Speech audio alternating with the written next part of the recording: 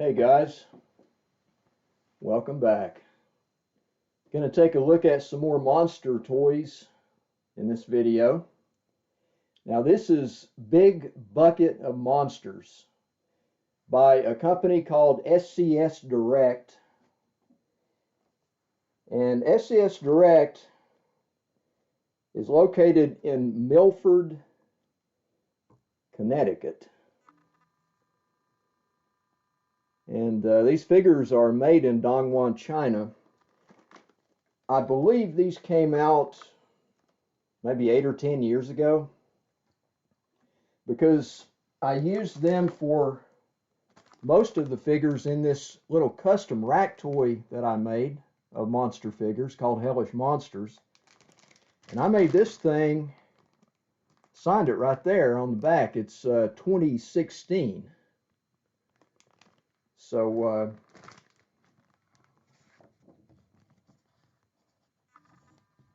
yeah, 2016. So, this had to come out before that, and I couldn't find out exactly when this was first made, this Big Bucket of Monsters, but I think it was probably 8 or 10 years ago. If anybody knows exactly, please put it in the comments. But, these are really some cool figures, and they would look good painted, or you could also make a custom play set from them, and I've been wanting to do that for a long time. I just couldn't find the right pieces to go with them. Like maybe a plastic haunted house or a castle, and draw a custom box for it, and make it all spooky and cool. Anyway, this SCS Direct company made other tubes too. I got a couple of them here. This is a Big Bucket of Zombies in glow in the dark, and I haven't even opened it. It's still sealed. And this is another Big Bucket of Zombies, in just the regular light gray and dark gray that the monsters come in. And there are other tubes as well that they make. They make a set of fantasy creatures, and a set of robots, and humans and aliens is another set. I think there's one or two more. But anyway, you can get those on Amazon still. Now, the Big Bucket of Monsters currently on Amazon is $22.99. And you get some other little thing and jack that up to 25 bucks, and you got free shipping. And of course, tax, you got to throw that in there. But if you go the eBay route, which they have them on eBay, the whole tube is going to run you 25 to 30 bucks, and then you got shipping, then you got tax. So I do Amazon. Now, on eBay, there are a couple of sellers that also offer these figures in small groups, but they tend to be per figure a lot more expensive than just buying a whole tube of them. I mean, you get 100 of them in this, in 13 different figures, 100 total in this, for like 25 bucks plus or whatever. So that's the way to go. That's like a little over a quarter a piece. And if you just wanted certain ones, I guess you could pick and choose and look in there, on eBay, and see if anybody's got groups of ones that you want. But I just get the tube. But anyway, I used, like I said, the bulk of this custom rack toy that I made. I made 13 of these. I drew the header card back in 2016, and I populated the set. It's got like 25 pieces in here, and there's one each of the Big Bucket of Monsters figures, as well as some zombies and soldiers from the little bucket that they sold in Walmart a few years ago with the zombies. I just wanted to do that for my collection. Also, I made 13 of them. I thought I'd make enough to matter while I was at it, and I think I sold 8 of them on eBay, and some of them in auction went for a surprising amount. And I gave one away as a gift, and I kept 2 for my collection, and I still got 2. So eventually, when I start selling stuff on eBay again, I'm going to put those up and see what they go for. But let's get back to this. All right, now this big bucket of zombies is open, but I'm not going to fool with that. I may do another video on those at some point. This video, we're just concerned with big bucket of monsters. So I'm going to put all these figures out on the table and we'll take a look at them. Okay, I've got them all out on the table here, and there are indeed 100 figures in there. And I do believe there are 13 different ones. 1, 2, 3, 4, 5, 6, 7, 8, 9, 10, 11, 12, 13. Yes. And they're all pretty much to scale except for Godzilla and the giant moth, which I guess is supposed to be Mothra to go along with the Godzilla. So those 2 are not going to fit with the rest of the set if you're worried about scale. If you're not, who cares? You know, if you're just getting them to paint or to collect or to set up, make dioramas, whatever, they're fine. But anyway, let's take a look at the sculpts.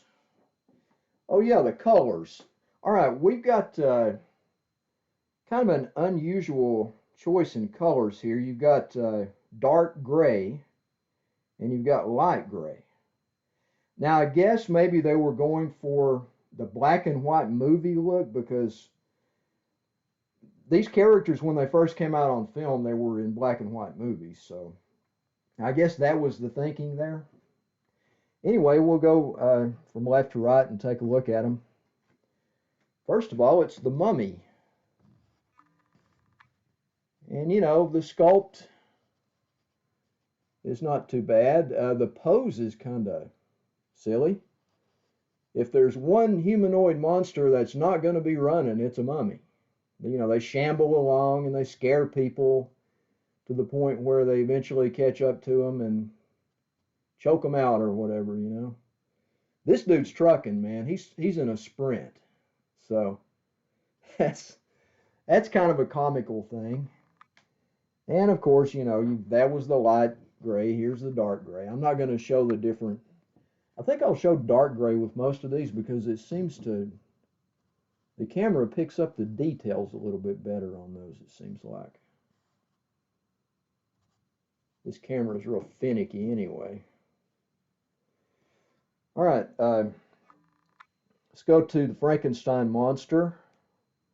Got 4 each of those, 4 in the light gray and 4 in the dark gray. This is the sculpt on it. And you know, these are a little cartoonish and out of proportion. But you know, a lot of people like their monster toys like that, stylized like that, you know. I got no problem with them. It's just a different take on it. It's not a bad Frankenstein monster. And here's a pretty good one, actually, the creature. It's one of the best ones in the set.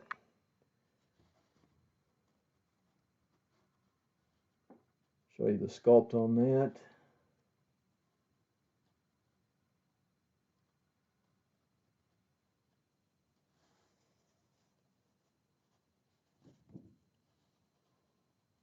Nice fin on the back there.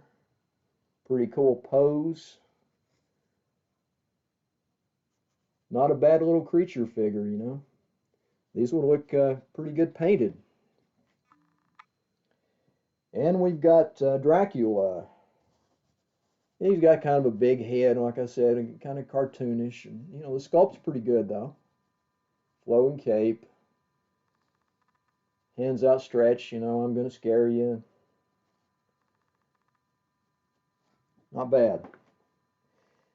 Now we go to the Wolfman. This one is a little bit of a disappointment. I know they were going for a variety of poses here, but this crouching Wolfman doesn't look as good as, you know, like the Wolfman should have been in a in a sprint instead of the Mummy.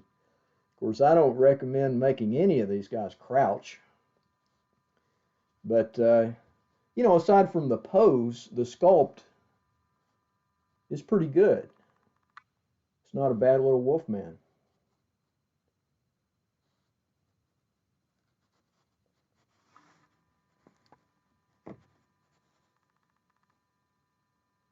Monkeying with that camera a little bit, trying to get it to pick up detail. Now here's a cool one. This is a Cyclops. It's got the horn on the head. It's obviously inspired by the Ray Harryhausen Cyclops from Seventh Voyage of Sinbad. It's a pretty cool monster, you know.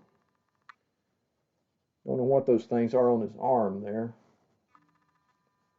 But it's not bad. Kind of like that one. And the zombie, I don't know, it's a little weak. They got a lot going on there with, I mean, the sculpt is pretty good, but they got the arm being chewed on, and looks like a screwdriver stuck in its eye. You know, they probably got some of that from the George Romero zombie flicks, maybe Dawn of the Dead.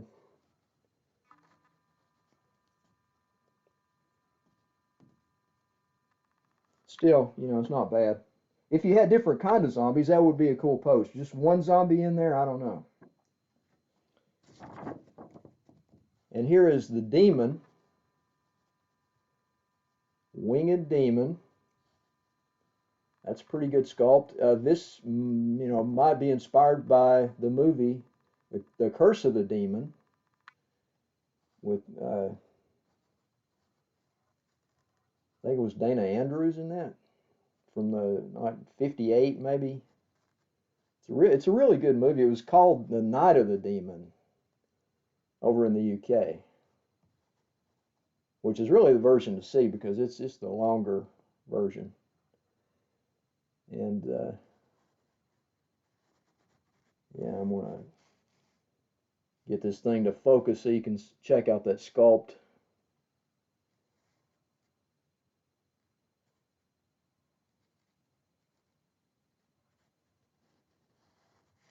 Or maybe not. Maybe this camera is going to be a POS. Okay, never mind. Anyway, you saw most of it. It's got two tombstones in here. This is the only thing that looks like terrain, really. Here's one. Yeah, I'll just show the light gray on this. Here's a RIP tombstone with a skull. That's pretty cool. That would look really good painted up, you know. White skull, maybe brown and on the dirt and green on the grass, and gray for the stone tombstone. And then you got this other one here. It's a wooden cross with a hand, like a zombie hand coming up out of the ground. That looks pretty good too. That would look really good painted up. And you've got the problematic giant spider. I don't know if this is supposed to maybe go with the Godzilla or not, like that Aspiga character from one of the Toho movies, Godzilla on Monster Island or whatever. It could just be a giant spider, you know, going with that's smaller that could fit in with the other monsters, and it's not bad. I mean, you know, it's just the legs are just like everywhere. It's got the chaotic legs. As you can see, I mean, these different ones here have the way they came out of the mold. The legs are just everywhere, man. It's like a dyslexic giant spider. Here's Mothra, I guess. Of course, you could just have, you know, use it for a giant monster moth that fits in with the other monsters instead of using it with the Godzilla figure. It's a pretty good sculpt on that. Now you got the big G. You know, it's a little bit cartoonish. It harkens back to the 1960s Godzilla that was more of a hero he became. And it looks a lot like that. And now the tail is actually a separate piece that I think they glued on. And sometimes you see those in the tubes, the tail has come off, but you could probably just glue it back. Haven't had that problem in this one. The rest of them are all one piece as far as I know, and they're really resilient. It'd be hard to break them.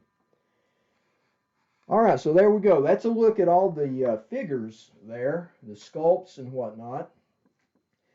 And like I said, these would make fantastic custom play set if that's your thing. I mean, I like to make big custom play sets. As I've posted videos on my channel of some of the ones I made. I still have a few more to post, but I wanted to make one with these guys. I just never could find the right building, like a castle or a haunted house, to go with it.